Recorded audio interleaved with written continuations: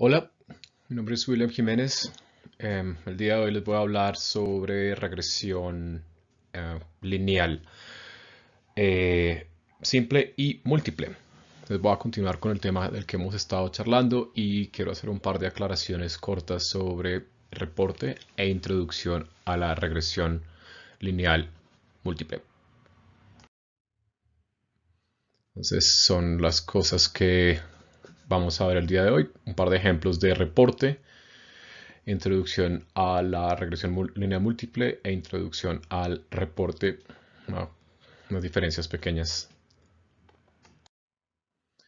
Entonces, para consolidar lo que mencioné en la clase pasada y el contenido del ejercicio que espero estén haciendo en esta mañana temprano del día de hoy, viernes, de un día de abril, es el asunto del reporte.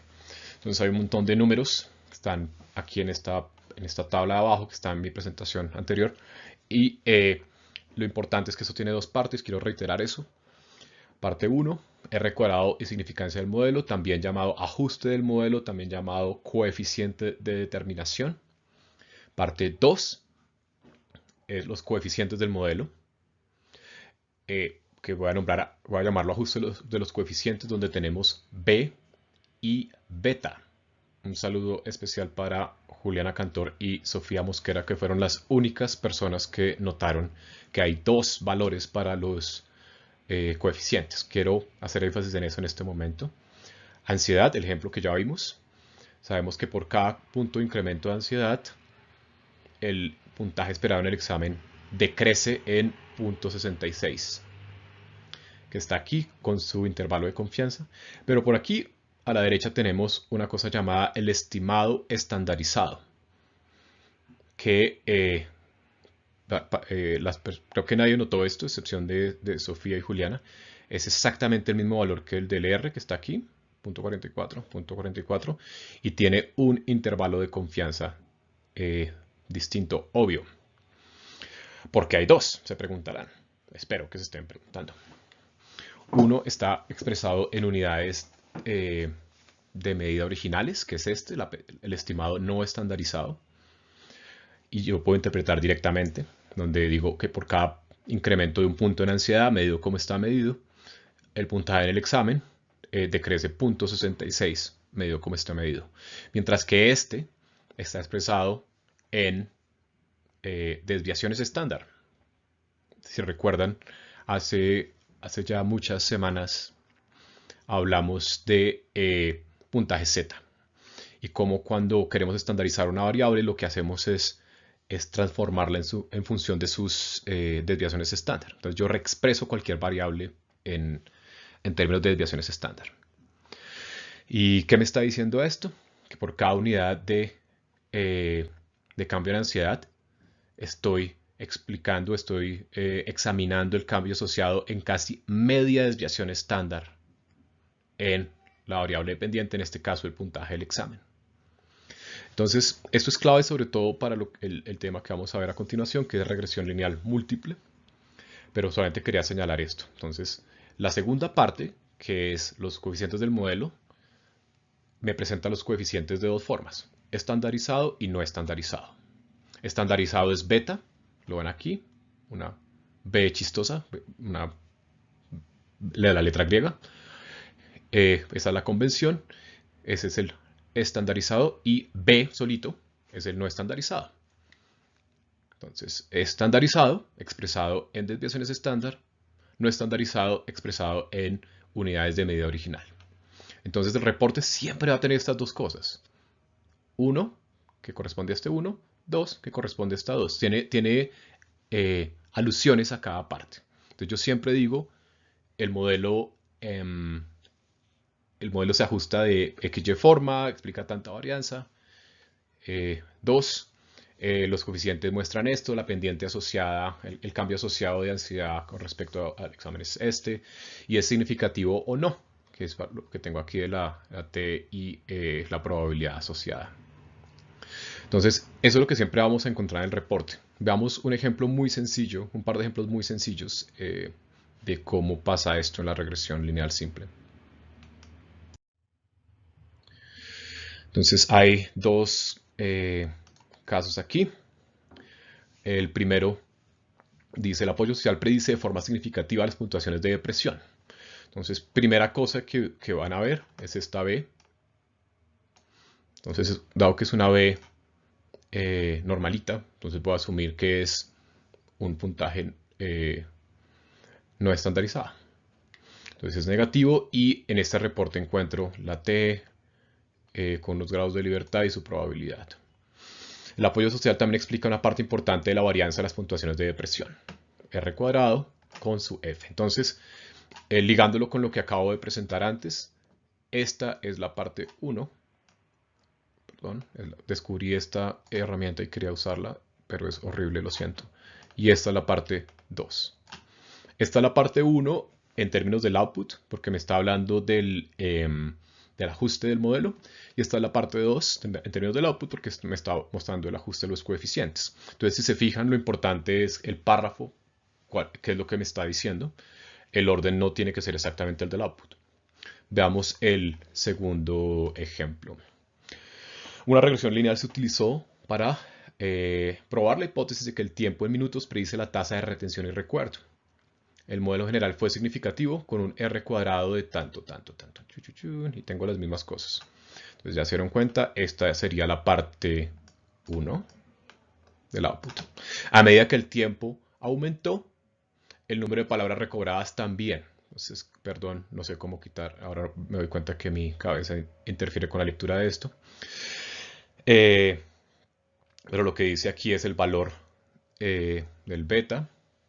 El error estándar, que está ahí, que no hemos mencionado. El valor no estandarizado, probabilidad, y el intervalo de confianza. Pues este sería la parte 2. Hay mucha más información, como se dan cuenta, que en el reporte de arriba. Y esa es como la parte central de esto, del reporte, que es un poco más complicado que el de otras técnicas. Hay mucha más variación en la manera en que se reporta. Por eso aquí la única forma de aprender es leer mucho sobre regresión. 1. Y 2, si se dan cuenta, en este punto del curso hemos visto puntajes Z, pruebas TESS, ANOVAs, Fisher, un montón de cosas. En regresión todo se junta. Cada una de las cosas que están aquí en los reportes asume que usted es capaz de entender qué son esas cosas. Por ejemplo, una T, una F, un intervalo de confianza. En algún momento en nuestra vida pasada les contaba de cómo es acumulativo esto de estadística. Estos pequeños bloquecitos los vamos necesitando después, y regresión es como uno de los sitios donde uno integra toda esa información. Pero bueno, entonces para recapitular, el reporte de regresión lineal simple siempre va a tener esas dos partes que se presentan como dos partes también en el output de la regresión. La parte 1, ajuste del modelo. La parte 2, el ajuste de coeficientes. ¿Qué se presenta en cada parte? ¿Qué información se hace énfasis? Va a depender del público, de la revista que uno está leyendo y de qué quiero comunicar. Entonces, veamos un ejemplo ahora de regresión lineal múltiple. Vamos a ver cuál es la diferencia. Pues es muy simple.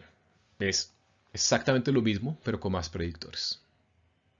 Entonces, si se fijan en esta ecuación miedosa que está aquí, tengo una variable dependiente, un intercepto, convencionalmente representado con beta 0, y ahora en vez de tener un predictor, tengo dos predictores, beta 1 y beta 2, con mi error. Volvamos al ejemplo que estábamos trabajando. Esa ecuación rara es exactamente lo mismo en el contexto del ejemplo que preguntarme si el puntaje en el examen es una función de un intercepto, la ansiedad, y ahora voy a poner una variable extra, que es el tiempo de práctica en minutos. Esta base de datos la van a tener disponible en SICUA. Y bueno, pues la pregunta teórica que creo que es clara aquí, lo habíamos mencionado en clase, es pues el puntaje del examen depende de muchas cosas, ¿no? Y nosotros como gente que hace psicología, pues nos interesa subjetividad, todas esas cosas. Entonces, no, pues qué vaina que tengamos ansiedad, pero también depende de la práctica, ¿no? ¿Qué tanto estudia usted? Entonces, yo quiero saber eh, en qué medida ansiedad y tiempo de práctica, tiempo de estudio, determinan el puntaje del examen.